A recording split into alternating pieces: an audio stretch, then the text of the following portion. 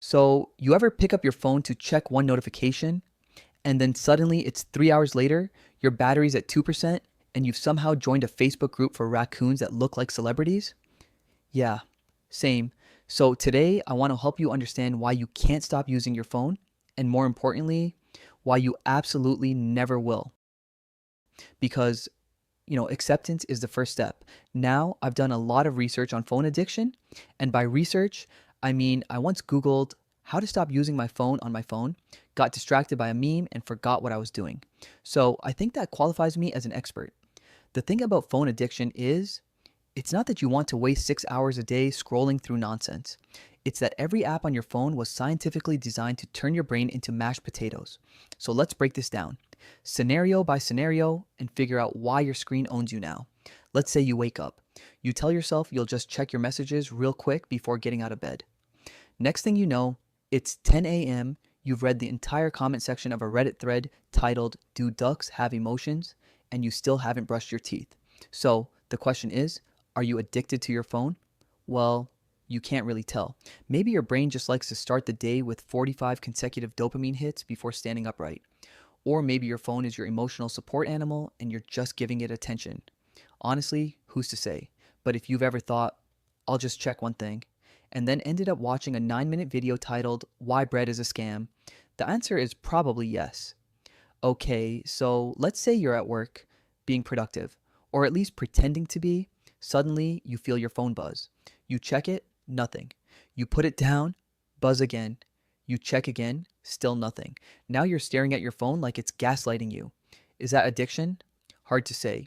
Maybe you're just deeply connected to your device on a spiritual level, like a psychic medium for push notifications.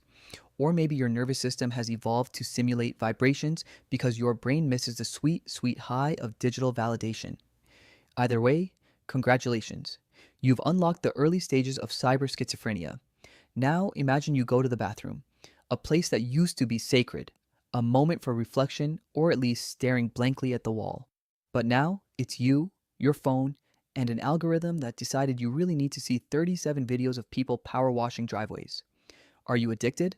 Well, I mean, you could argue you're just multitasking. You're combining two necessary daily functions, waste management and mental decay, into one efficient ritual. And honestly, that's kind of impressive. But when you start bringing a charger into the bathroom, just in case, it might be time to admit there's a problem. Let's say you open Instagram to check one friend's story. You see a vacation photo. Suddenly, you're comparing your entire existence to someone who seems to be permanently in Greece. You scroll for an hour, switch to TikTok for variety, and somehow end up watching a guy build a cabin out of sticks in the middle of nowhere. Now, you're convinced you could also move to the woods and find peace, except you can't go 10 minutes without Wi Fi. Are you addicted? Hmm, hard to say. Maybe you're just conducting psychological research on influencer culture. Or maybe you're subconsciously trying to fill the existential void left by late stage capitalism with short form video content.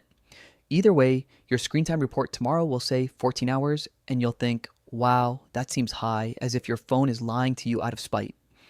Let's say you're in a group chat with friends. It's fun at first, memes, jokes, the occasional emotional support message at 2 a.m. Then it becomes chaotic neutral. Someone sends 80 unread messages while you're at work, and now you're scrolling through 200 memes about frogs, none of which make sense without context. You can't leave because that would make you the bad guy. But you can't mute it because what if you miss something important, like another frog meme? Are you addicted? Well, you could say you're just being socially responsible. After all, you're maintaining human connection through a medium specifically designed to destroy your attention span. That's basically altruism. It's 2 a.m. You should be asleep, but instead, you're watching a 45-minute documentary on why the Roman Empire technically never ended. Then another video autoplays. What your favorite fruit says about your personality. And somehow, that makes perfect sense to you right now. Are you addicted? Again, can't really tell. Maybe you're just curious. Or maybe your phone has replaced your sense of purpose with trivia about pineapples and emperors. But if you've ever thought, I'll just watch one more, and the next thing you know, birds are chirping outside, the answer is probably. Finally, let's say the world ends. Civilization collapses. The internet's gone. And there you are, holding your dead phone, frantically swiping, hoping for one last dopamine hit. No signal, no battery, just your reflection in the black screen staring back, whispering, maybe there's still 1% left. Are you addicted? Technically, no, because at that point, you're just suffering from severe withdrawal. So, congrats. You're free in the worst possible way. But in all seriousness, the reason phone addiction is so hard to deal with is because it doesn't feel like an addiction. It feels like staying connected or being productive or just checking something real quick before bed for 3 hours straight. We tell ourselves it's fine because everyone else is doing it, which is exactly what people said about smoking in the 50s, except at least that came with cool jackets and jazz music. The truth is, your phone isn't evil. It's just better at controlling you than you are at controlling it.